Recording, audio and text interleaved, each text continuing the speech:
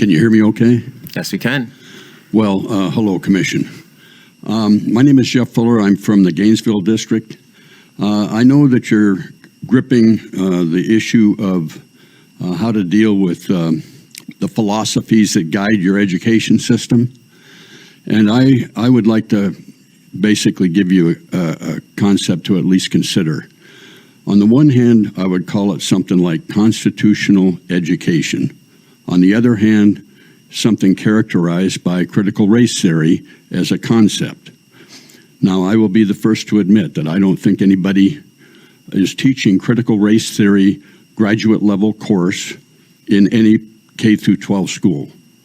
What I do assert, and I think the evidence shows if you do any research on this, excuse me, is that critical race theory policy is guiding things like culturally responsive teaching, and has actually, I would say, infected Virginia Department of Education with a whole new requirement that teachers be evaluated on their fealty to culturally responsive education.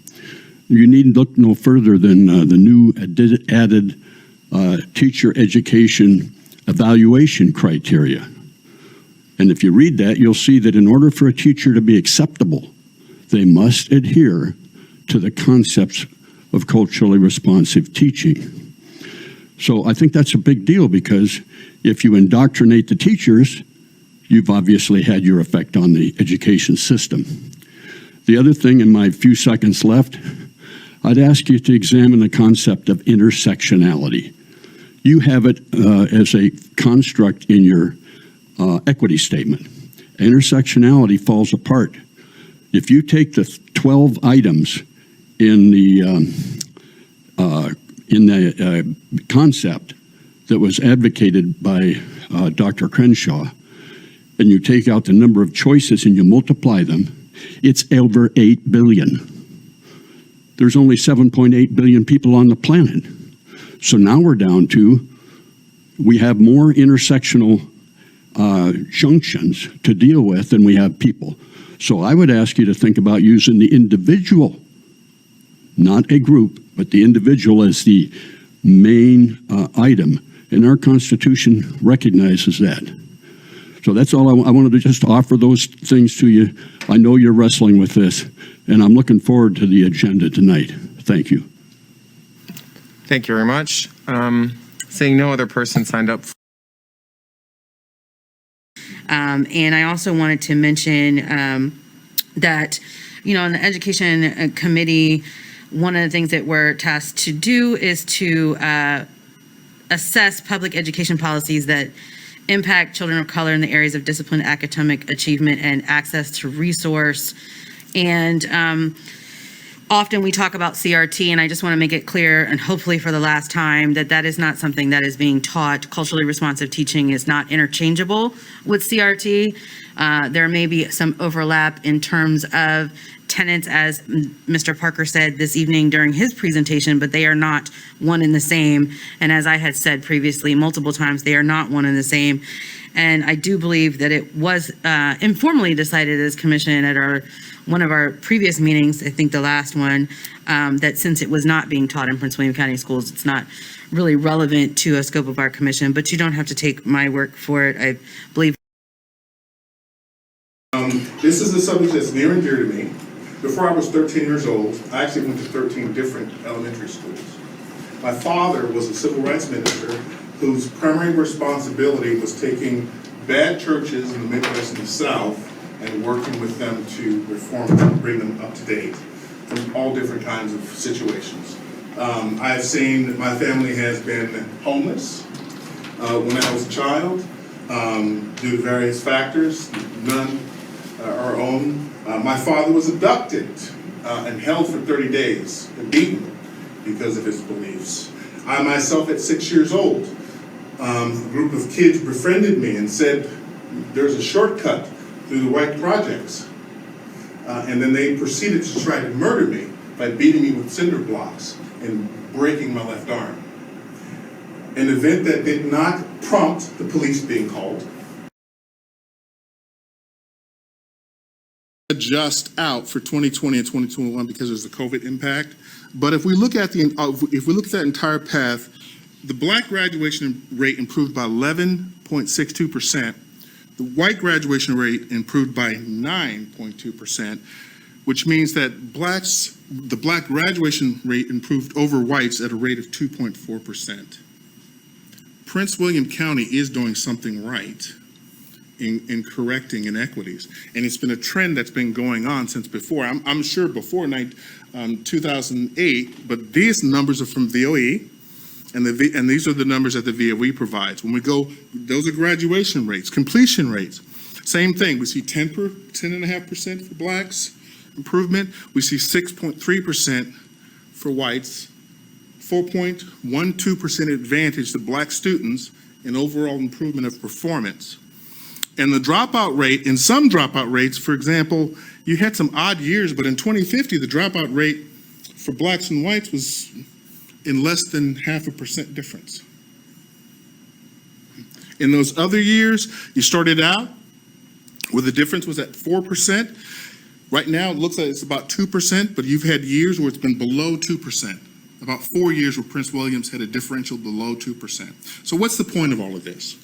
The point of all of this is that Prince William County has successfully, through focusing on academic rigor and not anything really cultural or racial, and improving the outcomes for kids, the ultimate outcome. The ultimate outcome is being able to take care of themselves after graduation. And so what I'm asking is, when we go forward and we look at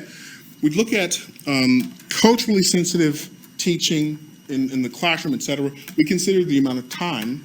How much time does it take away from the actual academic subject?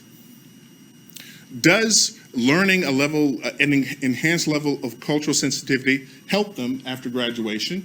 I'm gonna tell you no. Statistically, you remember about 15% of what you learn in school. You're gonna 15%, the rest you're not gonna learn, but you will use your academic skills on an ongoing basis, okay? Academic rigor tends to produce better results than other methods. And academic rigor applied across black, white, Asian, no matter what it is, produces better academic results. And I am just here to say, be cautious. You're gonna go forward and you're gonna give recommendations about what it means, what you can do, what the school district can do to affect outcomes. The job here is not to make people feel better about themselves. If that doesn't lead to a better outcome, that's a parent's job. I will tell you, my parents, I learned history from my parents. My father made sure that we sat down and we watched this movie or that movie or this documentary or that documentary. It wasn't the burden of the school to do that. It's the burden of the parent to do that. And when the parent doesn't do something, it does not then become the burden of the school to do it. I'm going to continue to discuss this. So the real issue comes down to this dispute that we have among some of us about whether critical race theory is being taught in Prince William County schools. And I think, just as a reflection on what we heard at our town hall meeting, there is no question that in the public school system in Prince William County, there is no textbook that is distributed to the students called critical race theory. There is no teacher syllabus on the critical race theory curriculum that one could point to. And there is no course listing for students called critical race theory 101 or 102 or so on. Those words, critical race theory, is not being taught in Prince William County schools, but it is a deliberately misleading phrase, in my opinion, that relies upon verbal gymnastics to deceive the public about the reality of what teachers are required as a condition of their teaching license or for renewing that license to be trained on correcting embedded and unconscious racism in our classrooms using the basic tenets of critical race theory. You don't have to believe me on this issue, by the way. You can go and look at the Virginia Department of Education Equity website, where it clearly outlines the objectives of culturally responsible teaching. It says to establish policies and procedures to advance anti-racist school culture and climate, uses cultural differences as assets necessary to inform the development of instructional resources, mediates power imbalances based on race, culture, ethnicity, and class, Utilize students' culture as a vehicle for learning. Diverse groups from all rings of culture are represented, validated, and affirmed. Establishes a three-pronged approach. All of this from the Virginia Department of Education Equity site. Institutional, recognizes the need for reform of school policies and procedures based on cultural factors. Personal, requires teachers to become culturally responsive. Responsive, and even forces them into passing for their relicensure a test on that, an assessment. Instructional, provides educational materials that are culturally affirming and aid in delivering culturally responsive instructions. The basic tenets of anti-racist education are: racism exists today in both traditional and modern forms. All members of society have been socialized to participate in racist systems. Teachers are instructed to develop in their lessons plans around the following resources. And listen to who those resources are that are on that website. Zaretta Hammond, who's with the New America Foundation. She says critical race, in her book, Culturally Responsive Teaching in the Brain, argues that white teachers and students must be made to feel discomfort, rest in that discomfort, confront and eventually become critical of their supposed privilege. Just having social justice stance or wanting to close the achievement gap doesn't undo our unconscious programming around the issues of race and privilege, unquote. Ibram X. Kendi, in his book, Teaching Tolerance, again, on the state website, any disparity in disciplinary actions or enrollments is also ipso facto evidence of implicit racial bias. Capitalism and racism are co-joined twins that must be fought together. Benita Love from the Education Trust, on the website, part of this curriculum training, to even begin to attack our destructive and punitive educational system, pedagogies that promote social justice must have teeth. American schools are spaces of whiteness, white rage, and white supremacy, all of which function to terrorize students of color. Civic education that teaches children to pay their taxes, vote, volunteer, and have good character is rejected by Love as a code to comply. History tells us, she says, that dark folks' humanity is dependent on how much they disobey and fight for justice. That's a part of what the State Board of Education is telling teachers to develop their curriculum around. Dr. Gloria Ladson-Billing, quote, "But what was necessary to help African Americans to catch up with their white counterparts? Beyond equal treatment was the need to redress past inequities. Thus, there was a move towards affirmative action, the creation of African Americans and other marginalized groups as protected classes to ensure that they are not systematically screened out of opportunities in employment, college admission, and housing. If we look at the way that public education is currently configured, it is possible to see the ways that critical race theory can be a powerful explanatory tool for the sustained inequity that people of color experience. I will use areas of curriculum, instruction, assessment, school funding, and desegregation as exemplars of the relationship that can exist between CRT and education." That's what our teachers are being asked to develop their curriculum and to be assessed on in terms of their cultural competency. This goes on. Marcus Bassi, it's equally as horrendous. At the bottom line, and I'll hand this out, and I'd ask everyone, if I get some help from the staff, to hand it out. I would ask you to look at sort of the crowning blow about the question of whether we teach this in Prince William County. And I'd ask you to and I've just outlined, they're right here, thank you. It just outlines the points I've just made, but on Exhibit 1, this is a spreadsheet that was used in a webinar that was done by the Virginia Department of Education Equity Group, and it is done by Ms. Borgos when she was the Prince William County representative for that, and I think her title was that Supervisor of Global Learning and Culturally Responsive Instruction. She gave this webinar, and you simply have to read on this spreadsheet exactly what the theories that are being told to the teachers that they should base their curriculum decisions around, and then ask yourself when you're done, is this critical race theory? Now, by the way, you don't have to look too much further. Last thing to make it relevant. you need to look Thank at, you. all of this information on Ms. Borgos' spreadsheet, you simply have to look at the footnote where it says, it talks about the citation, and it's critical race theory today.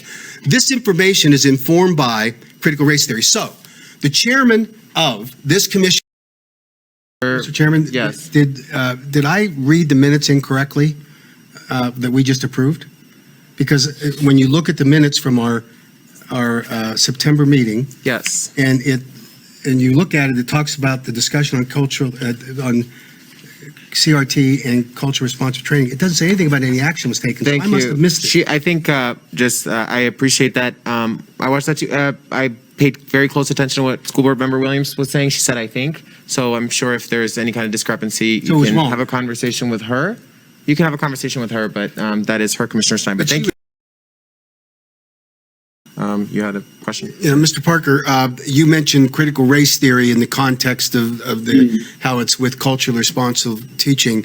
And I know the distinction that critical race theory, of course, is a college level law kind of class, as opposed to culturally responsive teaching is something different. How much do you think that you can draw from critical race theory that would overlay into culturally responsive teaching that would benefit that program in the classroom? Sure. So, good question.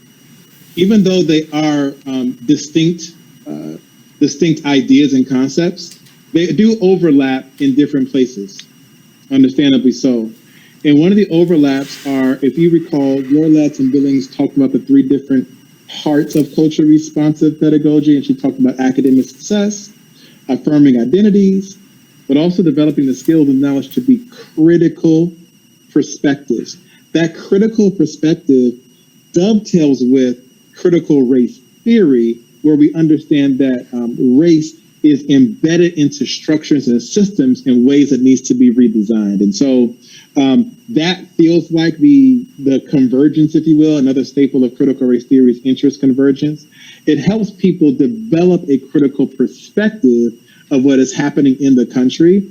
And that sort of dovetails with some of the aims, or at least one of the aims, of culturally responsive pedagogy. Kind of right there, but they are distinct, but there are places in which they reinforce each other. All right. Thank you so much, Mr. The other reason I'm so excited is because, we listened to presentations that were exciting about the work that is being done to be responsive to all of our students. As a teacher, that always makes me excited. Makes me really excited to see Ms. Burgos here, who's done so much of that work in Virginia. And so many of the people that Mr. Haddow just read from, I've been so excited. Like Ibram Kendi, a Prince William County graduate, which I'm excited about. Love Dr. Bettina Love. I think she's done some amazing work. So definitely follow out on reading that and also looking up at equity.